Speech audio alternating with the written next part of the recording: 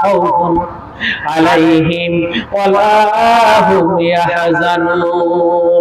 আল্লাহ তাআলা ডাক দিয়ে বলেন, দুনিয়ার বান্দারা শোনো, যারা আমার বন্ধু হবে, ওলি মানে কি বন্ধু, ওলি মানে কি বন্ধু, যারা আমার বন্ধু হবে তাদের মরণের কোনো চিন্তা নাই, কবরে কোনো চিন্তা নাই, হাসরে কোনো চিন্তা নাই, ফুলসিরাতে কোনো চিন্তা নাই, জান্নাতে যাইতে তাদের কোনো বাধা নাই, চিন্তা নাই, ভয় নাই।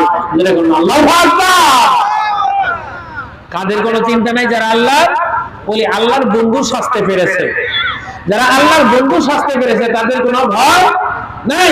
এই জন্য আল্লাহর ওলিগণ অক্লান্ত পরিশ্রম করে শীতের মধ্যে সালামান শরীফ থেকে বড় হুজুর কেবলা আপনাদের মাঝে এসেছেন আপনাদেরকে দিন শিখানোর জন্য। কি শিখানোর জন্য? দিন নিয়ে কিছু কথা বলার জন্য, ইসলাম নিয়ে কিছু কথা বলার জন্য। আপনারা যেন ইসলাম প্রিয় হন, আপনারা যেন দিনদার হন, আপনারা যেন নামাজি হন, আপনারা যেন আল্লাহওয়ালা হয়ে আল্লাহর বন্ধু হয়ে আল্লাহর কাছে যাইতে পারেন।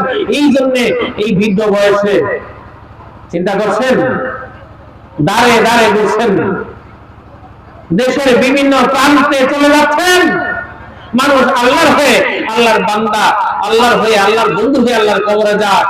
তাদের জন্য কবরে কোনো আযাব না হয়, তাদের জন্য ফুলসিরাতে কোনো কষ্ট না হয়, হাসরের ময়দানে কষ্ট না হয়, ওরা যেন জান্নাতি হয়ে যাইতে পারে। এই জন্য আল্লাহর ওলির দরবারে যাওয়া দরকার আছে না নাই? আল্লাহর ওলিদের আলোচনা শোনা, ওয়াজ শোনার দরকার আছে না নাই?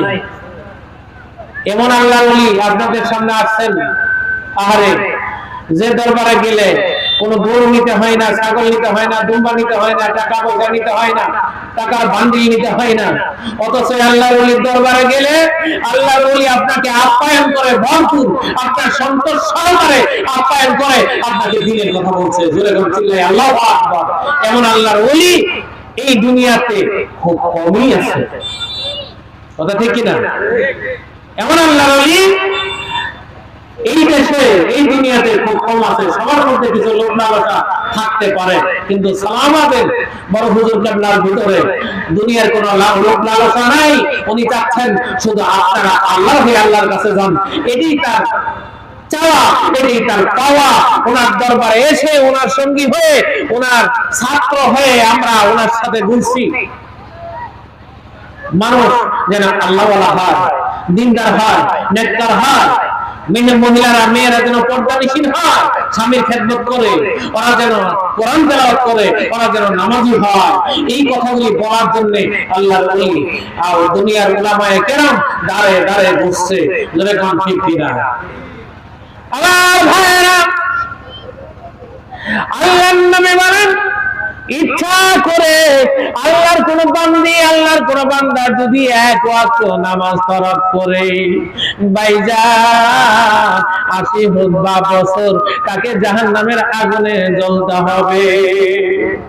দুনিয়ার আলেমরা, কিছু আলেম এটা হিসাব করে বের করে দিয়েছে, 2,88,00,000 বছর এক খুববার সমান। 2,88,00,000 বছর তাকে জাহান্নামের আগুনে জ্বলতে হবে। তবলিগ জামাতের বয়ানের মধ্যে শুনছেন না? আহারে, দুনিয়া 1000 দিনে, আখিরাতে হলো একদিন।